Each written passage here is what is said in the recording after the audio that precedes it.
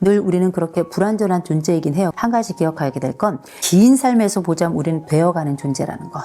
되게 중요한 거예요. 이 시기가 불안해요. 불안이라는 건 사람을 미치게 합니다. 이러지도 못하고 저러지도 못하게 40대가 많이 하는 것 중에 자꾸 나비포옹 자꾸 이렇게 하고 스스로를 그렇게 셀프 케어하려고 애를 쓰잖아요. 전 되게 좋다고 생각해요. 이렇게 작고 큰 셀프케어 방식을 사용하는 것도 굉장히 좋지만 거대한 시선을 가져야 된다. 왜냐하면 M세대부터는 X세대보다 훨씬 더 오래 살아요. 훨씬 더 오래 삽니다. 지금 100세 넘는 분들 워낙에 많잖아요. M세대들은 거의 다 100세를 다 넘어요. 혼자 스스로가 1세기 이상을 사는 사람이라는 걸 기억해야 돼요. 그 세월을 어떻게 사냐, 지금도 죽을 것 같은데 난 미리 죽을까, 이렇게 생각하는 분들도 계신데 기억하셔야 돼요. 우리가 쭉 살아와서 40대가 되면 얼추 아는 게 있어요. 우리가 밑바닥도 있지만 다시 올라오는 순간도 있다는 걸 그래도 경험하는 나이가 40이에요. 마흔을 한 단어로 정의내리면 불안이라고 정의내릴 수 있을까요? 강박적 불안이라고 얘기해야 될 거예요. 강박의 결과는 결국 불안이고, 불안의 가장 대표적인 단어가 강박인데, 강박이라고 하는 건 어떤 특징이냐면 불안을 낮추기 위해서는 어떤 행동을 하지 않을 수가 없는 거예요. 어떤 행동이라도 해야 되는 거예요. 그 행동 중에는 우리가 알고 있는 것처럼 손을 반복적으로 씻는다든지 특정한 행동을 하지 않으면 견딜 수 없어서 그 행동을 계속하는 걸 우리가 강박적 행동이라고 부르는데, 또 다른 강박이 있습니다. 문화 강박이 또 있어요. 유행에 따라가지 않으면 안 되고, 우린 그렇게 명품에 미친 듯이 빨려들었었고, 어디 그뿐인가요? 우린 또 팬덤을 형성했었습니다. 팬덤 중에 가장 대표적인, 그리고 M세대가 만들어낸 최고의 팬덤이 BTS죠. 이 BTS는 저는 M세대들이 자신들이 가지고 있는 모든 열망들을 다 탑으로 쌓아서 끌어올려서 세계 최정상에 올려놓은 그룹이라고 저는 생각을 해요. 물론 전 세계가 다 반응했지만 거기에는 M세대가 가지고 있는 아주 깊은 또 친절한 그 사랑이 지속적으로 있었기 때문에 가능했던 거거든요. 결국 이건 뭐냐면 어떤 것에 정신이 팔려있지 않으면 견딜 수가 없는 거예요. 어떤 것에. 이 M세대가 자기가 가지고 있는 삶에 대해서 굉장히 중요하게 생각하는 세대라 윗세대가 볼 땐 굉장히 이기적인 세대처럼 보일 수 있어요. 왜? 자기만 아니까. 근데 이건 자기만 아는 게 아니고요.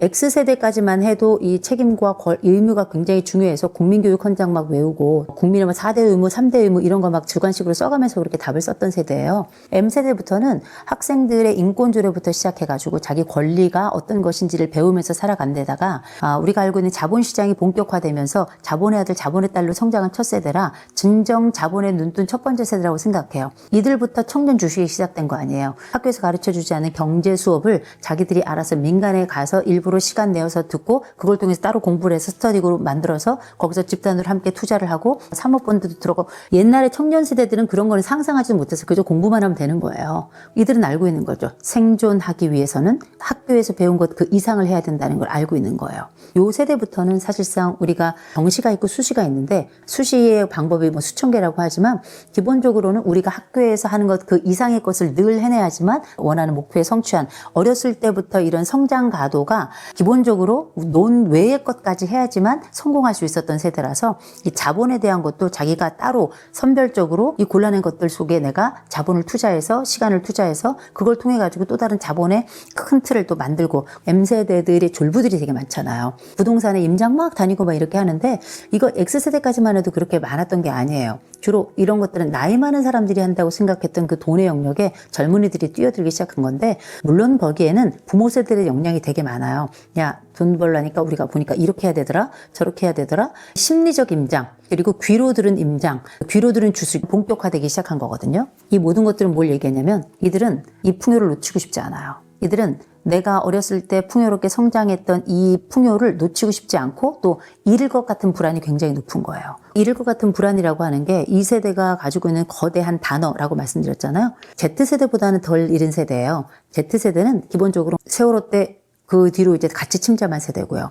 더 나아가서 코로나 대학 다니면서 완전히 마스크, 대학 축제 한번 못하고 그렇게, 그리고 딱 졸업해서 취업하려니까 지금 경기가 이 모양이잖아요. M세대는 이것보다는 나아요. 이미 들어가 있기는 해요. 이들의 불안도 안정적일 수는 없는 것이, 경기가 계속 어려워지면 감원이 시작된단 말이에요. 다행히 우리는 이미 40대에 들어서 우린 경력직이에요. 아직 우리는 기회가 있는 사람들이에요. Z세대들은 경력 한 번 없이 곧 지원의 기회조차 없는 사람들이라 이런 차이는 있어요. 우리가 경력직으로 들어간다 하더라도 우리가 꿈꾸고 생각하고 있는 다른 사람들의 성공만큼의 자본을 내가 얻어갈 수 있느냐? 그렇지 못한단 말이에요. 우리가 직장생활 해봐서 알잖아요. 직장생활 다 뻔한 겁니다. 그런데 내 친구들은 또 내 SNS에 봤더니 뭐 전 세계가 다 졸부예요. 전 세계가 다 명품이고 도대체 그게 어디까지가 짭이고 어디까지가 찐인지 잘 모르겠는데 그런 비교 사회 속에서 엄밀히 말해서 이 비교 사회를 뒤집으면 비교 지옥 속에서 성장하면서 아직도 몸부림치고 있는 세대이기 때문에 이 불안이란 단어는 현실적으로 나를 감싸고 있는 이 성장 과정에서 내게 왔던 그 수많은 비교의 자원들, 성장을 위한 이 갈망들, 자본이 가지고 있는 강력한 힘, 자본의 그 꿀맛과 단맛과 어마어마한 그 마술을 알면서도 끌려갈 수밖에 없는 이 자본의 세대들이 가지고 있는 엄청난 현실이고 우리나라 특별히 현장에서 경험하는 더 나이 든 세대들의 그 고통과 아픔과 가난하게 살아가는 풍요를 잃어버릴 수밖에 없는 내가 가지고 있는 나머지 풍선이 다 터져버릴 것 같은 그들이 이미 가져가 버리고 다 소진해버려서 우리에겐 더 이상 남아있지 않은 국민연금과 같은 그런 불안한 미래들을 두고 이들이 고민하는 거죠. 이건 불안한 거죠. 뭐든 하지 않으면 견딜 수 없는 거예요. 이게 사회적으로는 집단 무의식이라고 저는 생각을 하는데 왜 그렇게 달리는지 왜 그렇게 무슨 뭐 독서를 막 하고 뭔가를 막 해요. 왜냐면 하지 않으면 견딜 수가 없는 거예요. 이 공허감을, 이 불안감을. 근데 그게 특별히 40대에서 아주 두드러진단 말이에요. 50대는 왜 안 뛰는지 아세요? 다리가 아파서 못 뛰어요. 40은 아직 건강하고 충분히 이 러닝을 할 때도 그냥 뛰지 않잖아요. 양말도 브랜드, 의상도 브랜드, 머리띠도 브랜드, 심지어 또 등산 가도 스틱도 브랜드 이런 거 있잖아요. 아직 40대는 이 브랜드로 성장한 이 세대는 아직도 브랜드 열풍, 브랜드의 그 맛을 알고 기쁨을 알고 당연한 거라고도 생각을 하고 아직도 집단의 힘이 있어요. 집단의 힘이 있어서 아직은 몰려다녀요. Z세대부터는 각자 좀 흩어진 개념이 있는데 아직은 M세대들은 몰려다니는 세대라 크루도 자꾸 이렇게 M들끼리 모여가지고 몰려다니잖아요. 약간 들개처럼.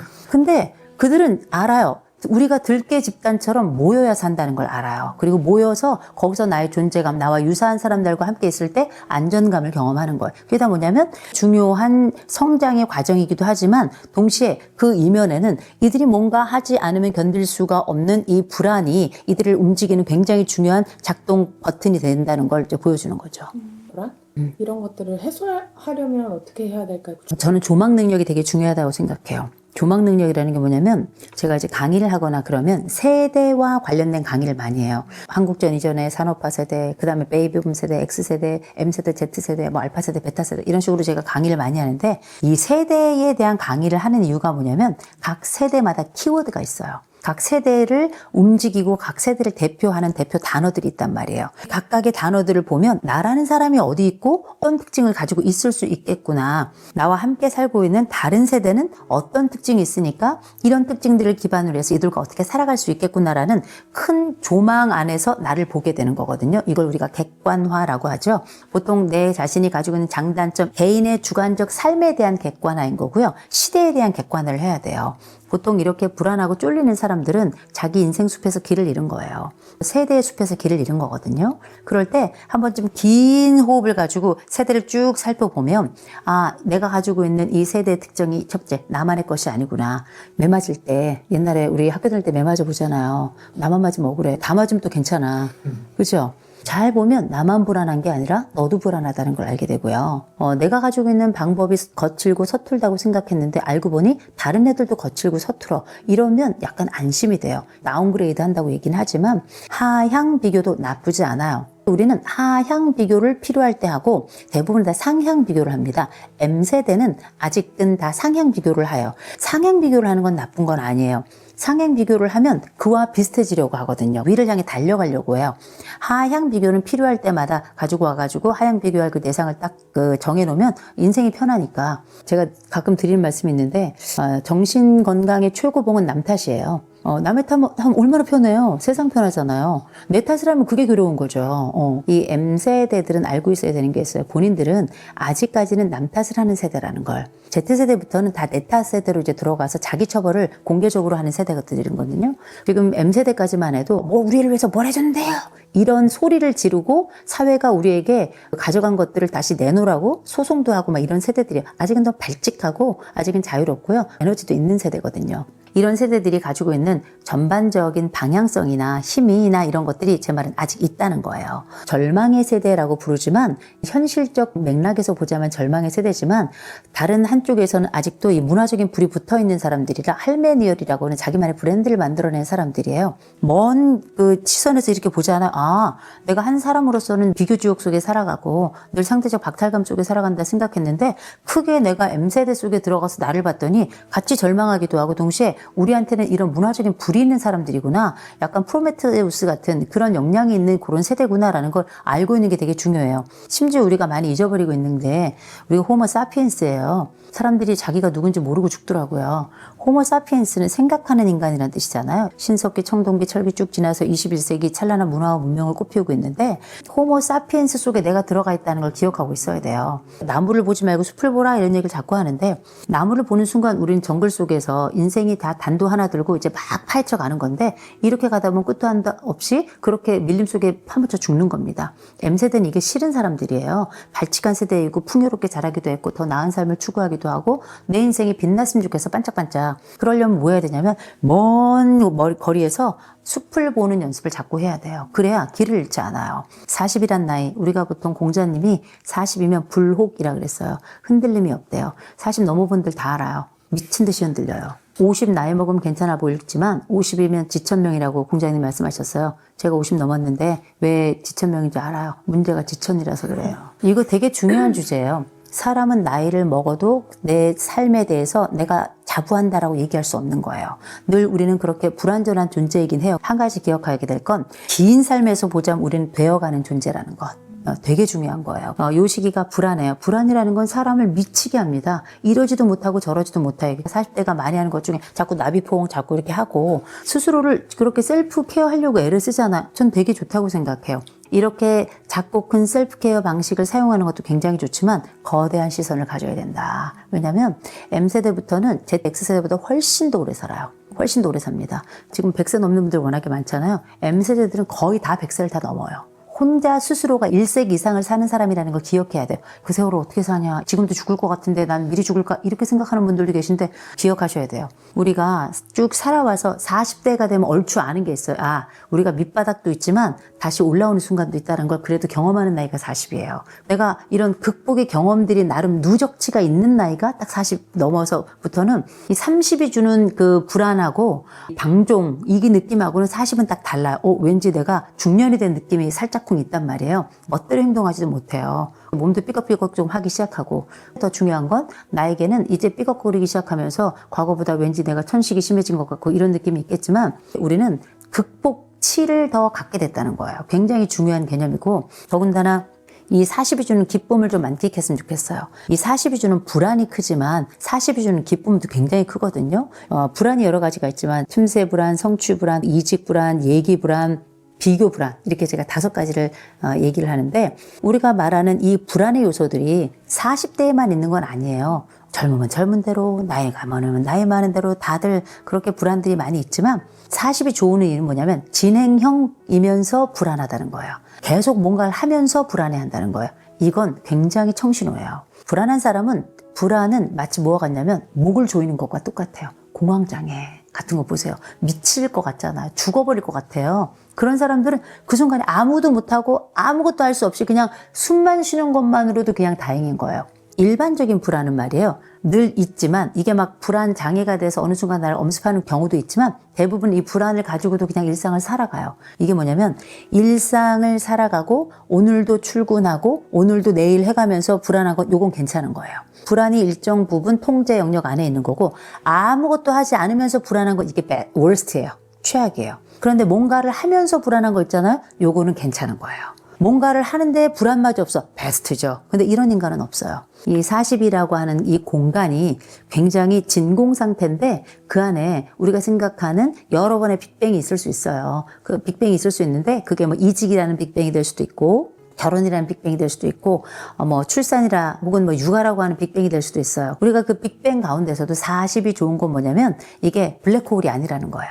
이 빅뱅이 시작이 되면서 이 각각의 빅뱅이 마치 이렇게 하면서 어쩌면 멀리 보면 이 빅뱅은 꽃이 피는 것 같이 보일 수도 있거든요. 그 사이에 각각의 고민과 어려움이 있겠지만 오늘도 내일을 향해서 뭔가를 하고 있잖아요. 직장 계속 나가고 내가 살고 있던 사람들과 그럭저럭 살아가고 또 이런저런 어려움이 있지만 내일의 일상이 또 이어진다. 40은 괜찮은 40이다.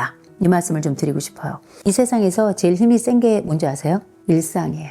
일상. 일상은 얼마나 무서운 거냐면 내가 일상을 만드는 것 같죠. 일상이 나를 길들이는 겁니다. 그리고 나를 구원해요. 우리가 보통 40이 되면 부모님 돌아가시는 분들이 꽤 있어요. 이 부모님이 딱 돌아가시고 갑자기 교통사고가 나고 뭐 이런저런 어려운 일이 딱 발생해요. 그러면 일상이 딱 멈춰버리잖아요. 그럼 우리가 일상에 장애가 생긴 거예요. 부모님이 돌아가셔서 장애가 나도 시간이 지나잖아요. 배가 고파. 이 치사한 배가, 이 눈치 없는 배가 꼬르륵 거려요. 이게 일상이에요. 우리는 늘 그때 되면 밥을 먹었고 그때 돼서 얘가 다시 배가 꼬르륵 거리는 거예요. 우린 장례 치르고 나면 아픈 가슴 부여잡고 다시 또 출근해야 되는 거예요. 근데 그게 일상인데 그 일상이 이 사람을 살려내는 거예요. 그래서 우린 불안할 수 있다. 그리고 그 어떤 세대보다 20세기에서 21세기로 넘어가면서 누구도 확신할 수 없는 그 불안 속에서 그렇게 태어나고 성장하고 살아가는 도중에서도 가장 요동치는 그 나이대에 우리는 21세기를 맞은 거거든요. 그러면 21세기 그 요동치는 나이에 20세기 직업의 80%가 사라지고 우리가 알고 있던 조그만 휴대폰 시대를 끝나서 이제 스마트폰을 넘어서 우리보다 훨씬 더 똑똑한 챗GPT, 제미나이, 퍼플렉시티 이런 것들을 쓰는 세대들과 같이 또 일을 해야 돼요. 그렇다고 우리의 미래가 또 정해진 것도 아니고 세상이 달라지면서 나라는 사람의 스탠스도 굉장히 어려워졌단 말이에요. 그러나 우리가 매일 아직은 할 일이 있고 계속 어떤 일을 해가고 매일 나의 일상을 이어간다면 불안하나 이 삶은 괜찮다. 이 말씀을 저는 꼭 드리고 싶어요.